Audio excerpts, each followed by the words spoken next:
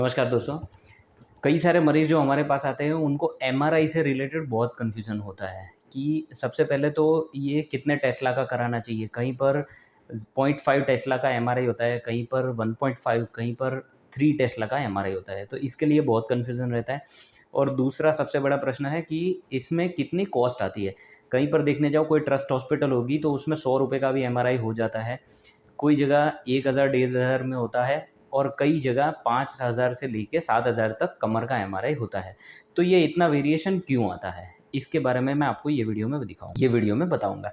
सबसे पहले तो दोस्तों, एमआरआई जो है वो एक बहुत ही एडवांस्ड इन्वेस्टिगेशन है। इसके सबसे बड़े फ़ायदे 2 हैं। सबसे पहला कि जैसे कोई मरीज़ है जिनको हम रेडिएशन नहीं देना चाहते हैं, एक्स-रे या सीटी स्कैन जो होता है उसमें रेडिएशन आता है, तो वो ऐसे मरीज़ जैसे कि गर्भवती महिलाएँ, तो इनको हम रेडिएशन नहीं दे पाते। तो अगर किसी गर्भवती महिला को बहुत ज़्यादा कमर दर्द है, जो दवाई से ठीक नहीं हो रहा है और कोई रेडियोलॉजिकल इन्वेस्टिगेशन की ज़रूरत पड़ती है, तो हम उनको एमआरआई एडवाइस करते हैं।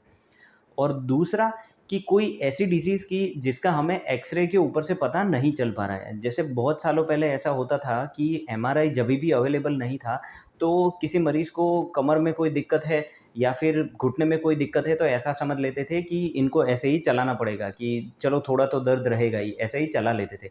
लेकिन जब से एमआरआई इन्वेस्टिगेशन आ गया है, तब से हमारा हमारा अप्रोच बहुत ही एडवांस्ड हो गया है, जिससे हमें पता चलता है कि कमर में कौन-सी गादी खिसक गई है, कहीं छोटी से छोटी नस के ऊपर भी कोई दबाव है, थोड़ी-सी सूजन है, कहीं पर इन्फेक्शन है, कुछ भी है, या फिर घुटने के अंदर कोई लिगामेंट टूट गया है, कंधे के अंदर कोई रोटेटर कफ की इंजरी है या कैप्सुलर इंजरी है, ये सब हमें एमआरआई से पता चल जाता है। तो एमआरआई के ये 2 सबसे बड़े फ़ायदे हैं। अब सबसे बड़े सवाल कि इसमें कौन से कितने टेस्ला का एमआरआई कराना चाहिए? तो दोस्तों, ये जो सवाल है ये कॉस्ट के साथ रिलेटेड है, इसलिए मैं कॉस्ट कितनी होती है उसका जवाब भी आपको साथ में ही देता हूँ। एमआरआई की कॉस्ट जो होती है वो 3 फैक्टर पे डिपेंड करती है। सबसे पहला कि कितने टेस्ला का एमआरआई हो रहा है। दूसरा, कौन से सेंटर पे एमआरआई किया जा रहा है, मतलब कि उसमें टेक्नीशियन कैसा है, उसका कितना एक्सपीरियंस है। और तीसरा, रेडियोलॉजिस्ट के ऊपर डिपेंड करता है जो भी रिपोर्टिंग करने वाले हैं। तो दोस्तों, सबसे पहला कितने टेस्ला की एमआरआई हो रही है। सबसे पहले तो अगर कहीं पर भी 0.5 टेस्ला की एमआरआई हो रही है, जैसे कई स्टेट हमारे जो है, वहाँ पर दूर-दराज़ के कोई गाँव में 0.5 टेस्ला की भी एमआरआई हो जाती है, तो इसके लिए तो मैं आपको ये बताऊँगा कि आप एमआरआई कराएँ ही नहीं, वही बेहतर है, क्योंकि उसमें कोई भी ज़्यादा हमें कोई जानकारी नहीं मिल पाती है और उसका कोई फ़ायदा नहीं होता है, ऐसे ही खर्चा हो जाता है। तो आपको मिनिमम 1.5 टेस्ला की एमआरआई करानी चाहिए। 99.99% केसेस में 1.5 टेस्ला की एमआरआई में हमें सब कुछ पता चल जाता है। अगर आपके पास अवेलेबिलिटी है, तो आप 3 टेस्ला का एमआरआई करा सकते हैं। उसमें थोड़ी बहुत एडिशनल इन्फॉर्मेशन मिल जाती है, बाकी इतना कोई ज़मीन-आसमान का फ़र्क नहीं है कि आप 1.5 टेस्ला की एमआरआई छोड़ के 3 टेस्ला का ज़्यादा खर्चा करने जाएँ।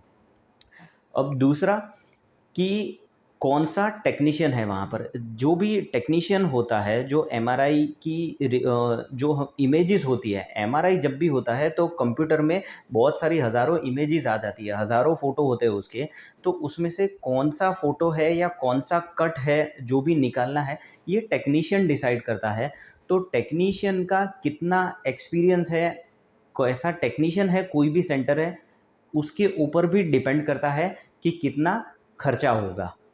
और तीसरा कि रेडियोलॉजिस्ट कैसा है। जो भी रेडियोलॉजिस्ट जो है, जो एमआरआई की रिपोर्टिंग करने वाले हैं, अगर रेडियोलॉजिस्ट का एक्सपीरियंस ज़्यादा है, इनकी रिपोर्टिंग बहुत ही अच्छी है, छोटी से छोटी माइन्यूट डिटेल भी अगर कोई रेडियोलॉजिस्ट दे पाते हैं, तो इसके ऊपर भी डिपेंड करता है कि एमआरआई का खर्चा कितना होगा। तो ये 3 चीज़ें हैं। अगर एमआरआई 1.5 टेस्ला या उससे ज़्यादा की है, तो खर्चा ज़्यादा हो सकता है। दूसरा, अगर कोई सेंटर में टेक्नीशियन का एक्सपीरियंस भी बहुत ज़्यादा है, तो एक्सपेंस आपका ज़्यादा हो सकता है।